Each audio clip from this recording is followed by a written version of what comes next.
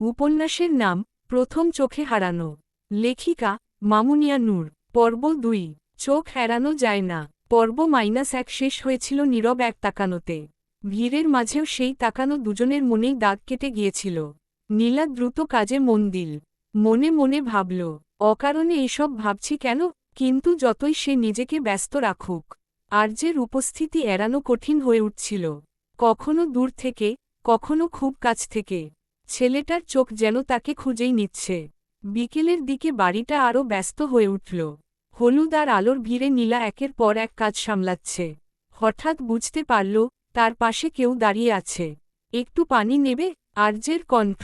নীলা অবাক হয়ে তাকাল। ধন্যবাদ, লাগছিল। এই প্রথম কথোপকথনটা স্বাভাবিক লাগল। কোনো অস্বস্তি নেই, কোনো বাড়তি কথা নেই। দুজন পাশাপাশি দাঁড়িয়ে পানি খেল। এই সামান্য মুহূর্তটাই নীলার মনকে কেমন যেন শান্ত করল।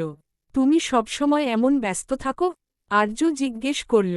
নীলা হালকা হেসে বলল, বাড়িতে অনুষ্ঠান হলে তো ছোটদেরই দৌড়াদৌড়ি বেশি। আর্য তাকিয়ে রইল।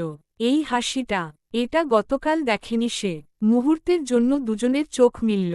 এইবার নীলা চোখ সরাল না, বরং মনে হল, এই তাকিয়ে থাকাটাই যেন ঠিক। হঠাৎ কারো ডাক পড়ল। নীলা কাজে ফিরে গেল। কিন্তু এবার যাওয়ার সময় আর তাড়াহুড়ো করল না। আর্য বুঝে গেল, নীলা যতই নিজেকে শক্ত রাখুক, তার ভেতরে কিছু একটা ধীরে ধীরে বদলাচ্ছে। রাতে বাড়িটা একটু শান্ত হল। ছাদের বাতাসে দিনের গরম কাটছে।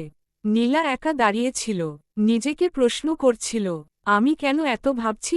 ঠিক তখনই পেছনে থেকে পরিচিত কণ্ঠ। এখানে বাতাসটা ভালো, তাই না? নীলা চমকে উঠল না এবার। হ্যাঁ। দুজনের মাঝখানে নীরবতা। এই নীরবতা আর অস্বস্তিকর নয়।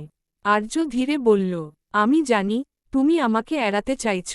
নীলা কিছু বলল না। কিন্তু বিশ্বাস করো, আর্য শান্ত গলায় বলল, আমি শুধু তোমাকে বুঝতে চাই। নীলার বুকের ভেতর হালকা কাঁপুনি উঠল।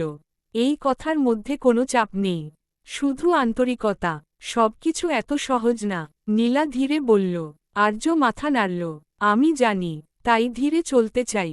এই কথাটাই নীলাকে থামিয়ে দিল। সে আর কিছু বলল না, শুধু আকাশের দিকে তাকিয়ে রইল। দুজন পাশাপাশি দাঁড়িয়ে, কিছু না বলেও অনেক কিছু অনুভব করল। আর এই নীরব কাছাকাছি থাকাটাই পরের গল্পের ইঙ্গিত দিল। দূরত্ব কমছে, মন ধীরে ধীরে খুলছে। এই গল্পটা যদি ভালো লেগে থাকে, তাহলে এখনই চ্যানেলটি সাবস্ক্রাইব করুন। কারণ পরের পর্বে আর্য আর নীলার অনুভূতি আরও স্পষ্ট হবে, আর গল্পটা যাবে আরও গভীরে।